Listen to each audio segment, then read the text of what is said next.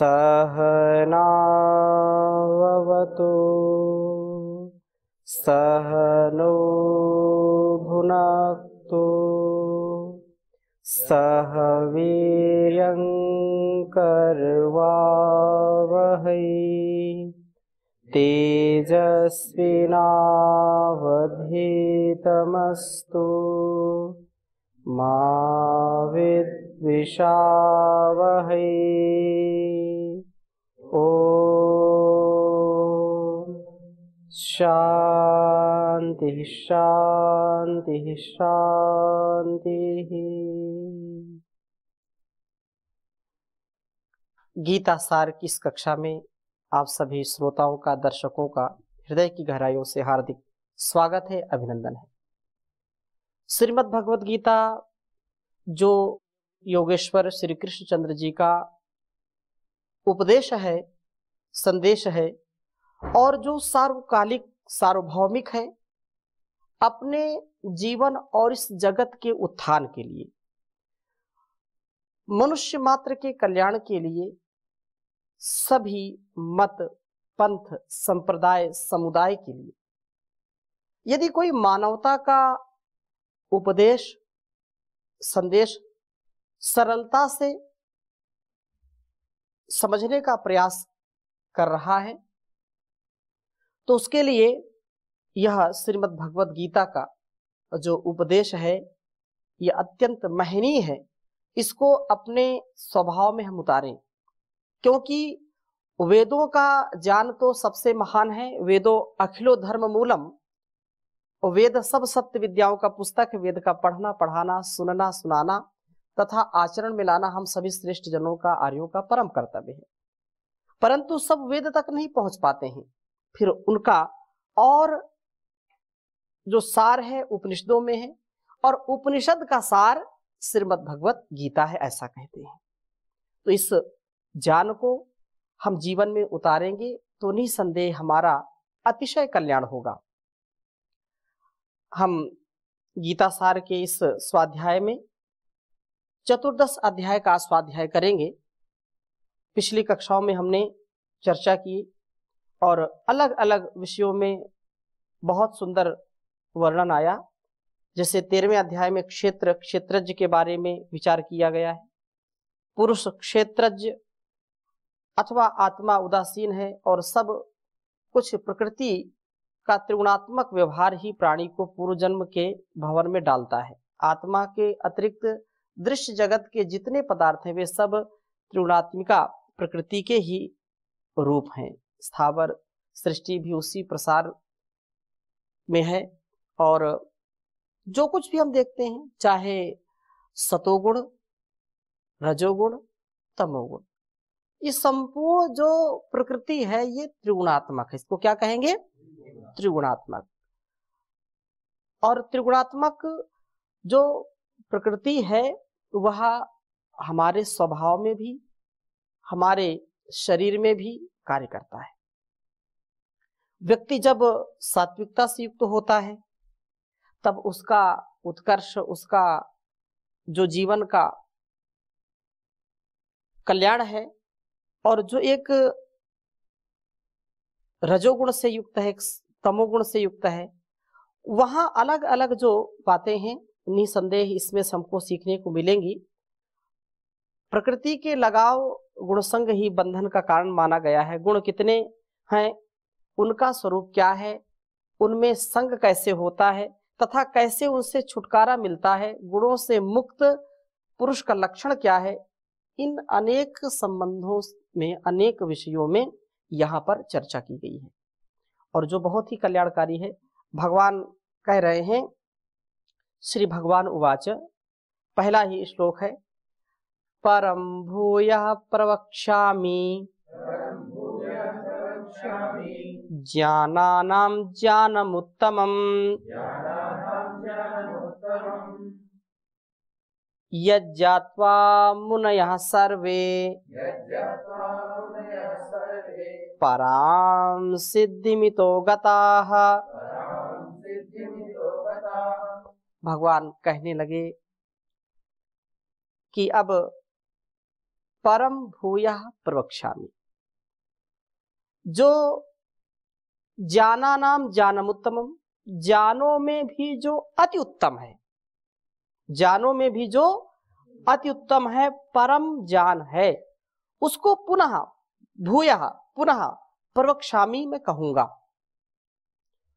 और यद ज्ञात्वा जिसको जान करके सर्वे मुनयः मुनिजन इस संसार से मुक्त होकर के परम सिद्धि को प्राप्त हो गए। याद रखना चाहिए कि संसार के व्यवहार में व्यक्ति को महान बनाने का कोई कार्य है तो वो ज्ञान ही कर सकता है। ज्ञान से हमारे जीवन की समस्याओं का समाधान हो जाता है।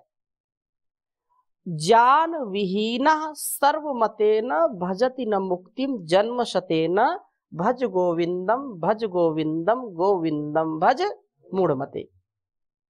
ज्ञान से ही व्यक्ति महान बनता है, नहीं तो पशु के समान है। विद्या विहीनः पशु भी समाना, विद्या से विहीन व्यक्ति पशु के समान है। और ज्ञान में भी जो गुह्यतम ज्ञान है उसको यहां पर योगेश्वर भगवान कह रहे हैं कि मैं तुमको बताऊंगा। और यद ज्ञात्वा जिसको जान करके हमारे लाखों करोड़ों मुनिजन योगी जन ऋषि जन तर गए, जीवन से इस जगत से उनका मोक्ष हो गया, परम धाम को प्राप्त हो गए, मुक्ति को प्राप्त हो गए, ऐसा ज्ञान मैं तुमको बताऊंगा। ज्ञान से हम इस भौतिक आकर्षण से बच सकते हैं, लेकिन ज्ञान कैसा? जिसको हम जीते हो। ज्ञान के प्रकाश से, जैसे दीपक चाहे छोटा हो या बड़ा हो, दीपक जलेगा तो वहां पर अंधकार कहीं नहीं होगा, रह नहीं सकता, क्योंकि शाश्वत वैर है, इनका शत्रुता है अंधकार से और प्रकाश से। जहां प्रकाश है वहां अंधकार नहीं, और जहां अंधकार है वहां पर प्रकाश नहीं। जहां ज्ञान है वहां पर अज्ञान नहीं, जहां विद्या है वहां अविद्या का कोई काम नहीं है। परंतु वो काम कब आएगी? जब हम उसको स्वभाव में उतारेंगे। स्वभाव में उतरता है ज्ञान, तब व्यक्ति महान बनता है। नहीं तो पुस्तकों को कितना कोई रट ले, श्लोकों को रट ले, मंत्रों को रट ले, सूत्रों को रट ले और बोले कि मैं तो बहुत बड़ा ज्ञानी हो गया, लेकिन स्वभाव में नहीं उतारा तो उस ज्ञान से कोई लाभ मिलने वाला नहीं है। तो ये यहां पर कह रहे हैं भगवान की सब ज्ञानों में जो सबसे उत्तम ज्ञान है उसको मैं तुमको बताता हूं, और इसको समझो, इसको जानो, और जानकर के मानो, इससे मुक्ति को प्राप्त होगी। बहुत सुंदर बात आगे कही, इदम ज्ञानामुपाश्रित्य मम साधर्म्यमागताः सर्गेऽपि नोपजायन्ते प्रलये न व्यथन्ति च। भगवान ने कहा, इस ज्ञान का आश्रय करके मुझ में जो है, मुझसे साधर्म्य समान धर्मता को प्राप्त आत्माएं सृष्टि काल में भी जन्म नहीं लेती और प्रलय काल में भी व्यथा नहीं पाती, अर्थात जन्म मरण के चक्कर से छूट जाती हैं। इदम, इस ज्ञान को उपाश्रित आश्रय करके अर्थात धारण करके मेरे सादृश्य समान धर्मता को प्राप्त नहीं हुए पुरुष सृष्टि के आदि में न उपजायन्ते उत्पन्न नहीं होते और न प्रलय काल में भी न व्यथन्ति व्याकुल नहीं होते। ईश्वर के जो धर्म है, गुण है, उनके समान साधक के गुण धर्म हो जाना ये साधर्म कहलाता है। जो जैसा जानता है वैसा मानता है वैसा जीता है तो उसके समान हो जाता है। जैसे अग्नि में कोई हम पदार्थ डालते हैं, अग्नि में लोहा डाल दिया तो अग्निमय हो जाता है। अग्नि थोड़ी देर बाद आपको लोहा और अग्नि पता नहीं चलेगी। क्यों? क्योंकि लोहा बिल्कुल लाल हो गया, अग्नि के समान हो गया। मिट्टी का कोई ढेला डाल दीजिए अग्नि में, जलती अग्नि में, बहुत अग्नि बिल्कुल जल रही है और बिल्कुल वैसे लालो लाल कर देगी, उसको अपने रंग में रंग लेती। तो साधर्म का मतलब क्या है कि जैसा उस परम पिता परमेश्वर का स्वरूप है, गुण है, वैसे जब वो रहेगा तो अग्नि तो है, लेकिन लोहा लोहा है, अग्नि अग्नि है, लेकिन जब तक अग्नि उसके अंदर है तब तक हम क्या बोलेंगे, लोहा अग्नि है, आग है बिल्कुल। तो ऐसे ही इस आत्मा का, उस परमात्मा का, क्योंकि हम सब उसके ही प्रतिरूप हैं, है कि नहीं। तो देवो भूत्वा यजेत देवम, देवता बन करके देवता की पूजा करिए। जब तक तुम्हारे अंदर त्याग का भाव नहीं है तब तक देवताओं की पूजा करने से तो लेवता बनेंगे, देवता तो बन नहीं सकते। हाँ, लेवता बनेंगे जब देवत्व का भाव होगा, देने का भाव होगा। यही भाव किसका, परमपिता परमेश्वर का है। वो देता है, देता है सदा, वो देता रहता है, वो कभी देने से इनकार नहीं करता है।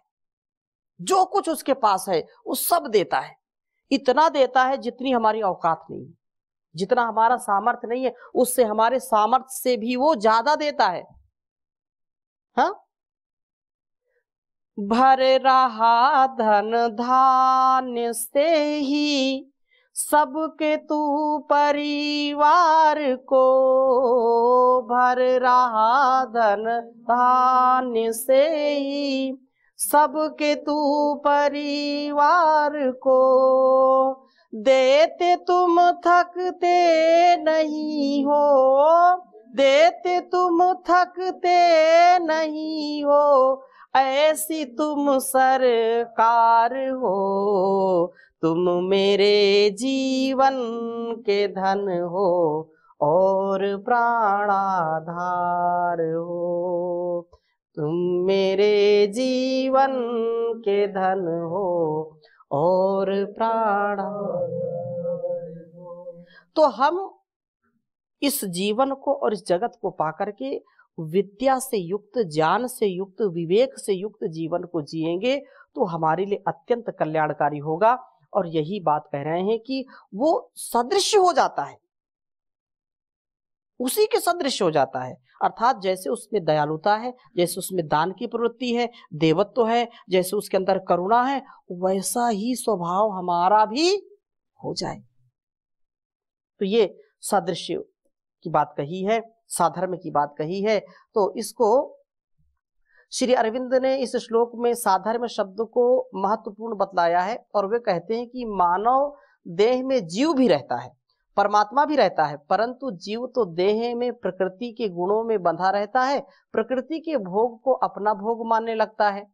किंतु परमात्मा मानव देह में रहता हुआ भी देह से अलग दृष्टा बना रहता है। जीव की मुक्ति का अर्थ यही है कि वह परमात्मा की तरह मानव देह में रहता हुआ भी अपने को विदेह समझने लगे। ये साधन है, साध्य नहीं है। ये योग के लिए मिला है, भोग के लिए नहीं है। ये साधना के लिए मिला है। हम इस साधन को ऐसे समझें, भोक्ता क्षेत्रज है, यह समझने की वह क्षेत्र नहीं क्षेत्रज है, भोक्ता नहीं दृष्टा है। सब जीव भी अपने को परमात्मा की तरह देह से अलग समझने लगता है, तब वह परमात्मा के साधन में पहुंच जाता है। अर्थात यह जो कुछ भी लोक है, जो संबंध है माता पिता गुरु आचार्य पति पत्नी बेटा बेटी भाई बहन, जितने भी संबंध हैं और जितने भी कर्तव्य हैं, उनसे अपने को निर्लेप रखता हुआ करता जाए। क्योंकि परमात्मा ये सारा संसार बनाता है, इंट से लेकर के एलिफेंट तक, हाथी घोड़ा कीड़ा मकोड़ा जो कुछ है किसने बनाया है, भगवान ने बनाया है। लेकिन उनसे वो लिप्त नहीं है, उनमें वो फंसा नहीं है, फंसावट उसमें नहीं है। हम क्या करते हैं, हमने कोई मकान बना दिया तो मेरा मकान है ये, हमने कोई चित्रकारी कर दी तो अरे मैंने चित्रकारी की है, और हम उसमें फंस जाते हैं। ये मेरा बेटा है, मेरी बेटी है, मेरा पति है, पत्नी, ये जो संबंध है इसमें हम फंस जाते हैं। इन संबंधों में फंसना नहीं और निर्लेप भाव से कर्तव्य करना। जब से सृष्टि बनी है तब से आज तक कितने कितने मतलब असंख्य जीव जंतुओं का निर्माण किया है परमात्मा ने, निरंतर कर रहा है, कितना सबका पेट भरने वाला है, भरण पोषण करने वाला है, कभी थकता नहीं है। तो हमारा भी यही उत्तरदायित्व है कि अपना कर्तव्य करें, लेकिन कोई लेप ना रखें। हम बिल्कुल शरीर को अपना साधन समझें, लेकिन शरीर में चिपक न जाएं, आसक्ति मत रखें, क्योंकि यह आसक्ति व्यक्ति को नष्ट करने वाली है। आसक्ति में यदि व्यक्ति फंस गया तो ये आसक्ति है, जा नहीं सकती। हाँ, ठीक है। तो आइए चलते हैं आगे।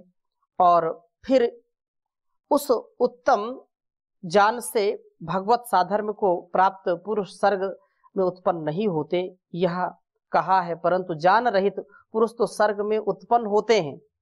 ज्ञान रहित जो है, जिसको ज्ञान नहीं, अज्ञानी व्यक्ति है, वो बार बार जन्म लेता है, बार बार मरता है।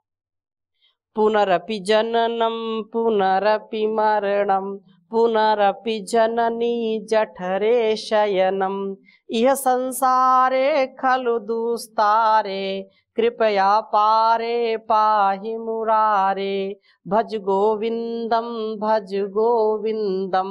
गोविंदम भज मूढ़ मते। ये जो भोग की वृत्ति है, ये जो अज्ञानता है, अविवेक है, इसके कारण जो व्यक्ति इसी में लेप रहता है, जिसका आसक्ति रहती है, वो बार बार जन्म लेगा, बार बार मरेगा, इस संसार में बार बार आएगा। ये दुख है सबसे बड़ा। लेकिन जो व्यक्ति ज्ञानी है, वो जन्म लेकर के भी उनसे अटैचमेंट नहीं रखता। Complete attachment with complete detachment in person, in place, in things. चाहे सामान हो, चाहे इंसान हो, चाहे स्थान हो, सब में वो समान व्यवहार करता है। कोई किसी से राग नहीं, कोई किसी से द्वेष नहीं। निवृत्ति मूलक प्रवृत्ति, complete attachment with complete detachment, तब जाकर के उसका जीवन प्रकाशित होता है और वो अपने जीवन को ऊर्ध्वारोहण, उन्नति की ओर अग्रसर करता है, विकास की ओर, विनाश की ओर नहीं। और आगे कहा, मम योनिर्महद् ब्रह्मा तस्मिन् गर्भं दधाम्यहम् संभवः सर्वभूतानां ततो भवति भारत। कहा कि मम योनिर्महद्, भारत हे अर्जुन, मम मेरी, महद ब्रह्मा, महद ब्रह्म रूप मूल प्रकृति संपूर्ण भूतों की योनि है, अर्थात गर्भाधान का स्थान है। मैं उस गर्भाधान या उस योनि में उस चेतन समुदाय रूप गर्भ को दधामी, स्थापन करता हूं। उस जड़ चेतन के संयोग से सर्वभूता नाम, उस भूतों की जो उत्पत्ति है वो होती है। अर्थात कहने का आशय क्या है कि हे भारत, महद ब्रह्म शब्द से जो निर्दिष्ट है, वो मेरी प्रकृति मुझ स्वामी के लिए जगत उत्पत्ति हेतु योनि स्थानी है। अर्थात परम पिता परमेश्वर ये प्रकृति से ये सारे संसार का रचना करता है, ठीक, उत्पत्ति करता है ना। यदि प्रकृति ना हो तो परमात्मा भी कुछ कर नहीं सकता। तीन चीजें अनादि हैं, अनंत हैं, परमपिता परमेश्वर, परमात्मा, आत्मा और प्रकृति। जीव, आत्मा और प्रकृति ये सदा रहती हैं और ये सदा सनातन है, अनादि है, अनंत है। इनका कोई आदि नहीं, कोई अंत नहीं, सदैव रहती हैं। परंतु प्रकृति के बिना ये शरीर भी नहीं बनेगा, ये संसार भी नहीं बनेगा। तो प्रकृति के कारण ये जो कुछ भी हम देखते हैं वो परमात्मा का ही, उसमें परमात्मा की कारीगरी है, चित्रकारी है। जैसे मिट्टी है, और मिट्टी क्या है? प्रकृति है। मिट्टी का जब पिंड होता है, कच्ची मिट्टी, अब जो कुंभकार है, कुंभकार हजारों प्रकार के उससे बर्तन तैयार करता है कि नहीं करता? उससे उसने घड़ा बना दिया, मिट्टी, कच्चे मिट्टी से क्या बनाया? घड़ा बना दिया, घट बन गया, अब उसका नाम घट हो गया। उसी मिट्टी से उसने दीपक बना दिया, उसका नाम दीपक हो गया। उसी मिट्टी से उसने बना दिया प्याली, उसी से सकोरा बना दिया, उसी से जो है सुराही बना दिया। ऐसे सैकड़ों प्रकार के उपकरण, यंत्र आदि बनाता है, लेकिन उनका नाम क्या है? सबका अलग अलग है। जैसे जो तक्षा होता है, जो बढ़ई होता है, वो क्या करता है? लकड़ी से अलग अलग वस्तुएं बनाता है। लकड़ी से उसने मेज बना दिया, लकड़ी से उसने दरवाजा बना दिया, लकड़ी से उसने कुर्सी बना दिया, लकड़ी से उसने टेबल, बहुत सारी चीजें, ठीक है ना? तो लकड़ी तो एक है, लेकिन उसके जैसे जैसे निर्माण हुए उसके वैसे वैसे नाम हो गए, जैसे जैसे उसने काम किए वैसे वैसे नाम हो गए। तो ये प्रकृति पंच तत्व जो हैं, क्षित जल पावक गगन समीरा, पंच तत्व से बना शरीरा। ये शरीर भी उसी से बना है और ये संसार भी उसी से बना है। चाहे जल हो चाहे थल हो, सब जगह जो है फल फूल वनस्पतियां हैं, जो फूल पत्तियां हैं, हजारों प्रकार लाखों प्रकार की पत्तियों को आप देखिए, सबकी डिजाइन अलग अलग है। सब फल देखिए, फल के रस भी सब अलग अलग है, अलग अलग उनका रंग है, अलग अलग उनके रस हैं, अलग अलग। कौन बनाता है? प्रकृति एक है और उस परमात्मा की कलाकारी अलग अलग अनेक है, अलग अलग है। तो ये जो है, इसलिए कहा कि मैं उनका स्थापन करता हूं, अर्थात अचेतन प्रकृति को अपने चेतन स्वरूप से जोड़ देता हूं, जिससे प्रकृति में उत्पन्न हुए क्षोभ से ब्रह्मांड हिरण्यगर्भ की उत्पत्ति होती है, उसी से आगे सब भूतों का संभव अर्थात जन्म हो पाता है। तृतीय श्लोक में आदि सर्ग की उत्पत्ति में ईश्वरकृत चेतना चेतना जो है संयोग वर्णित किया है। अब प्रस्तुत श्लोक में बताया जा रहा है कि आगे कार्यावस्था में भी वही ईश्वरकृत संयोग प्रवृत्त रहता है। ये बिल्कुल सुनिश्चित हम कर लें कि बिना प्रभु की कारीगरी के, बिना उसके कुछ भी संभव नहीं है। जो कुछ भी है वो सब कुछ उसी से, चाहे तिल से लेकर के ताड़ तक, कण से लेकर के पहाड़ तक, सब उसी का दिया हुआ है। इसलिए कहा सर्वयोनिषु कौन्तेय मूर्तयः सम्भवन्ति याः तासां ब्रह्म महद्योनिः अहं बीजप्रदः पिता। कहा कि सर्वयोनिषु कौन्तेय, हे कुंती पुत्र कौन्तेय, हे अर्जुन, सर्वयोनिषु नाना प्रकार की जो सब योनियां हैं या योनियों में, या जितनी मूर्तियां अर्थात शरीरधारी प्राणी हैं, भवंती उत्पन्न होते हैं, महत प्रकृति तो तासाम उन सब की गर्भ धारण करने वाली माता है, और मैं बीज प्रदहा, बीज को स्थापन करने वाला उनका पिता हूं। अर्थात जो कुछ भी, कितने एंट से लेकर के एलिफेंट तक, छोटे चींटी से लेकर के बड़े हाथी तक, और जो भी सील बालरस, जो भी व्हेल मछलियां, बड़ी बड़ी कितनी कितनी बड़ी मछली समुद्र में, हाँ, जिनकी कल्पना भी हम नहीं कर सकते, कौन बनाता है? वही बनाता है। और वह प्रकृति शरीर रूप देती है उसको, लेकिन परमात्मा की ही उसमें कलाकारी है। परमात्मा बीज रूप में सब में विद्यमान है, बिना उसके कोई भी कार्य कर नहीं सकता, बिना उसके चल नहीं सकता। इसलिए इसको समझ लो, सब कुछ वही बनाता है। चाहे कितने प्रकार के पक्षी देख लो, कितने प्रकार के तोते कितने प्रकार के, बहुत प्रकार के।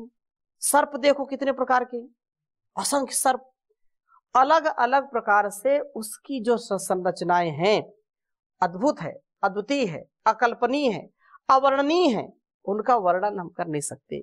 ये जो है जुबान बोल नहीं सकती, गूंगी है, क्योंकि उसका इतना विशाल, हर क्षेत्र में हर जगह अब कभी कभी देखो पहाड़ों में जाओ, कभी जाओ, ऐसे कीट पतंग मिल जाते हैं जैसे हम कभी देखा नहीं इनको। हाँ, ऐसे लोग करें, ये तो हम पहली बार देखा इस जीव को हमने। डिस्कवरी लोग देखते हैं ना, डिस्कवरी कितने जो है समुद्री जीव जंतु देखो, जितना इस स्थल में जीव जंतुओं का समुदाय है उससे ज्यादा सागर में, समुद्र में है। वहां की दुनिया अलग है, कुछ किनारों में होते हैं, कुछ बीच में होते हैं, कुछ इधर होते हैं, कुछ उधर होते हैं। तो ये अद्भुत है। और उसमें उस परमपिता परमेश्वर और प्रकृति के संयोग से यह जो प्रकृति माता के रूप में और परमेश्वर पिता के रूप में कार्य करते हैं, तो ये सारा संसार का वैभव हमको दृष्टिगोचर होता है। तो आज की कक्षा को यहीं पर विराम देंगे, शेष चर्चा अगली कक्षा में करेंगे। ओम शांति शांति शांति।